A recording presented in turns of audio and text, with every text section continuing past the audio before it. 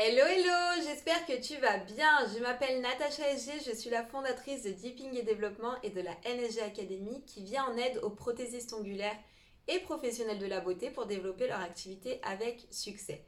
Je te souhaite la bienvenue, je t'invite à t'abonner ici si ce n'est pas déjà fait et actionner la petite cloche juste à côté pour recevoir une notification à chaque sortie de nouvelles vidéos.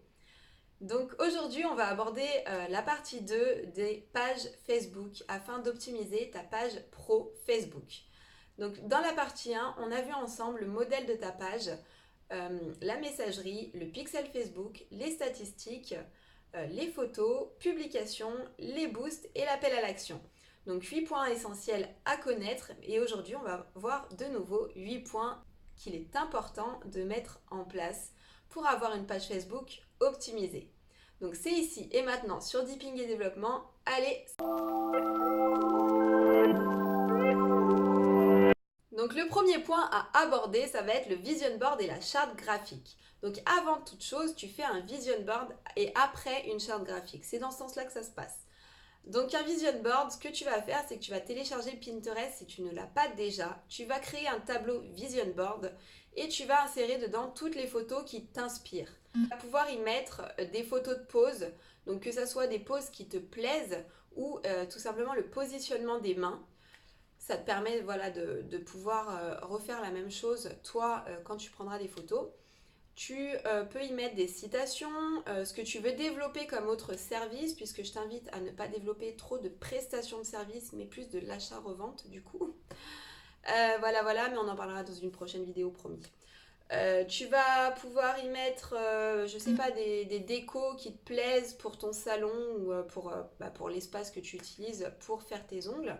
Ce vision board, il va te servir pour ta charte graphique. Ça te permet de rester focus. Moi, j'en ai pour tout. J'en ai également un pour ma vie perso où j'ai un programme de 10 minutes de sport, pas plus, sinon ça marche pas. Donc 10 minutes de sport, je fais du yoga en fait tous les matins. J'ai mon programme de méditation que je fais 1 à 2 fois par jour. J'ai mon programme d'alimentation puisque j'essaye d'avoir une alimentation plutôt saine et équilibrée. J'ai également un vision board pour l'éducation de mes enfants. Et puis en fait, ça te permet d'avoir des tableaux, mine de rien, qui décorent ta maison. Et puis, voilà, tu peux rester focus sur ce que tu veux pour ton entreprise. Ensuite, la charte graphique, ça comprend ton logo, ses dérivés, les couleurs, les typographies, tes cartes de visite, tes cartes de fidélité, tes phrases d'accroche, la base de ton entreprise, quoi. Chaque entreprise, ce n'est pas propre aux prothésistes ongulaires ou au métier de la beauté. C'est toutes les entreprises devraient avoir une charte graphique du moment où on est sur les réseaux sociaux, où on a un site internet. Ma charte graphique, par exemple, j'utilise Playfair. Bon, les typographies, je ne me rappelle plus des noms exacts. Je sais qu'elles s'appellent SG, puisque du coup, Natacha SG, tu l'auras compris. Mais au niveau couleur, par exemple, je suis dans le rose pâle. Voilà. Dans le doré, que je n'ai pas là, mais que j'ai un peu plus loin. Dans le doré, le marbré et puis le blanc et noir. Voilà, ma charte graphique en termes de couleur, ça se résume à ça. Du coup, ça me permet vraiment, si j'embauche quelqu'un, de lui envoyer et que lui se focus. Parce que là, tu vois, je vais faire un site internet, j'ai pas envie de m'y mettre. Du coup, je vais payer quelqu'un pour le faire, mais je vais lui envoyer tout simplement ma charte graphique pour qu'il reste focus sur les visuels que j'ai choisis. Donc, c'est vraiment un point essentiel que toute entreprise doit mettre en place. Donc en numéro 2, il faut voir le nom de ta page et le nom d'utilisateur, car ce n'est pas la même chose. Enfin, ça peut l'être si tu le souhaites, mais le nom de ta page, bon, bah, tu l'auras compris, c'est le nom de ta page. Et puis le nom d'utilisateur, c'est tout simplement l'arrobase. Donc par exemple, Deeping et Développement, c'est le nom de page, et @deepingaddict, c'est mon nom d'utilisateur. Du coup, dès que quelqu'un tape @deeping, même juste Deeping, tu as ma page qui sort en premier. L'idéal, c'est vraiment l'idéal parce que ça facilite le fait qu'on te notifie sous des publications. Donc je t'invite à le mettre en place dès aujourd'hui et à ne pas mettre chouquette ou chèque cacahuète par exemple. Tu mets quelque chose en rapport avec ton activité ou ta personne. Donc par exemple, moi j'aurais peut-être pu mettre Natacha SG. Ce que je ferai d'ailleurs prochainement pour la NSG Academy ainsi que pour mes autres entreprises. Point numéro 3, les visuels. Oui, alors les visuels c'est un peu compliqué. D'ailleurs je ferai une vidéo bien plus complète Prochainement, pour tout ce qui est photo, prise de photos et les visuels Facebook, principalement. Mais du coup, les visuels, les dimensions, sache qu'elles ne sont pas les mêmes pour tous tes visuels sur Facebook. Tes publications n'ont pas les mêmes dimensions que tes photos sur tes événements Facebook. Je te mettrai toutes les dimensions en description en dessous ou en commentaire, je ne sais pas, on verra. Du coup, les dimensions sont un peu spécifiques et ne seront pas les mêmes également pour tous les réseaux sociaux. Pour ta photo de couverture, par exemple, c'est encore plus complexe puisque sur smartphone ou sur tablette ou sur ordi, ça ne va pas être les mêmes dimensions. Donc en fait, ce qu'il faut faire, c'est, tu vois, tu as ta photo de couverture qui est comme ça sur ordinateur, et bien ton visuel sur smartphone va devoir prendre ceci. Donc d'où l'importance pour une photo de couverture d'avoir un fond neutre. Voilà, il te faut un fond neutre. Si tu n'as pas une photo de toi en photo de profil et que tu as mis ton logo, je t'invite à mettre une photo de toi sans fond. Je te mettrai également une application en barre d'infos pour pouvoir enlever le fond sur tes photos.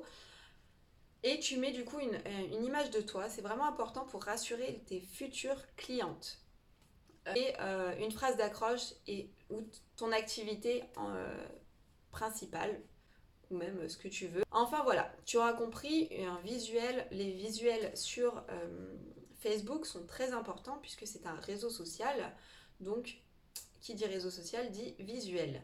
Je t'invite à aller voir d'ailleurs Chiara Sky, puisque Chiara Sky, ils ont une image de marque très forte, une image très flash. Du coup, quand tu vois une publication Chiara Sky, tu sais que ça vient d'eux. Donc va t'en inspirer, regarde un petit peu leur page parce que c'est vraiment un très bon exemple de charte graphique et de visuel. N'oublie pas une chose, c'est que les images que tu peux trouver sur le net ne sont pas toutes libres de droit. C'est-à-dire que tu encours une amende si tu les utilises et qu'on s'en rend compte. Tu as des banques d'images libres de droit et je t'invite à sélectionner tes images là-dessus ou à prendre tes photos toi-même. Tu as Canva par exemple qui peut te servir. Ils ont une banque d'images gratuite et payante.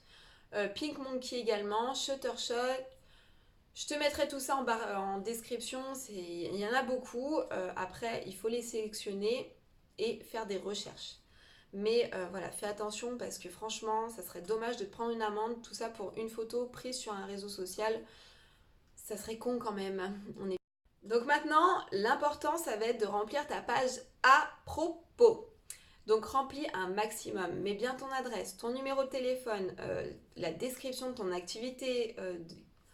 Vraiment remplis un maximum. Si tu as un site internet, d'autres réseaux sociaux, tu vas être précise, plus les clientes vont... moins en fait les clientes vont te poser de questions. Perso, moi, c'est ce qui me fait perdre le plus de temps. C'est pour ça que j'ai pas encore optimisé ma page et qu'il va falloir que je le fasse rapidement. Parce que du coup, pour être honnête avec toi, je passe 2 heures par jour à répondre à des messages.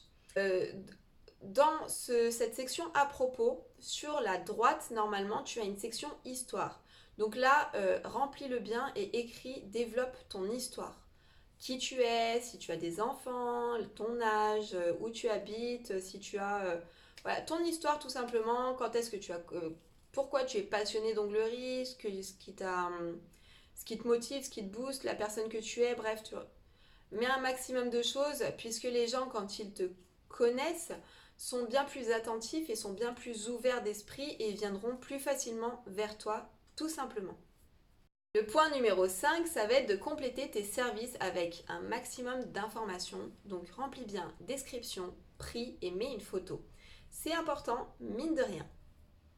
Donc le point numéro 6, ça va être de mettre un message ancré sur ta page. Pour ça, tu vas faire une petite vidéo. C'est l'idéal puisque il y a beaucoup plus de clics sur des vidéos que sur des photos ou des publications sans rien. Donc fais une petite vidéo de toi, filme-toi avec un fond neutre en extérieur idéalement puisque la lumière sera bien meilleure si tu n'as pas de lumière blanche et souhaite la bienvenue tout simplement à toutes les personnes qui débarquent sur ta page. Donc pour ancrer un message, une fois que tu l'as publié, tu vas aller sur les 3 petits points qui sont à droite de la publication tout en haut et tu vas cliquer dessus, tu vas mettre ancrer le message. Bref, regarde, tu verras, c'est super simple, c'est complètement clair. Donc si tu n'y arrives pas, mets-moi quand même un commentaire, je t'aiderai, mais normalement tu devrais y arriver. D'ailleurs, ces 3 petits points peuvent te servir également pour enregistrer les publications et Et ça t'évite de mettre un je suis sous les publications que tu as envie de suivre ou tu as envie de voir les commentaires. Tu peux aussi mettre une notification sur ces 3 petits points, m'envoyer une notification à chaque nouveau commentaire. Ça évitera les je suis, je suis, je suis, je suis.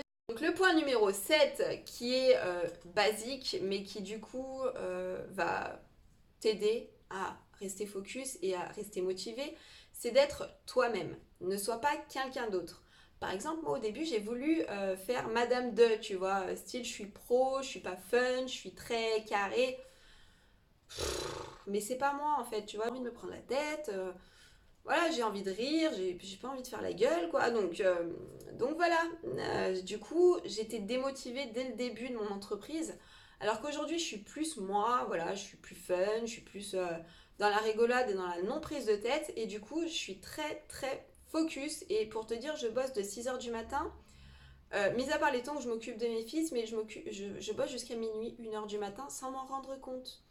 Donc voilà, fais quelque chose qui te passionne et sois toi-même, c'est vraiment les clés du succès en 2019. Dernier point et un point très important, donc le numéro 8, c'est de demander à tes clientes de te faire un petit avis en vidéo. Comme ça, tu pourras faire un montage sympa que tu pourras du coup aussi ancrer sur ta page avec ton message de bienvenue.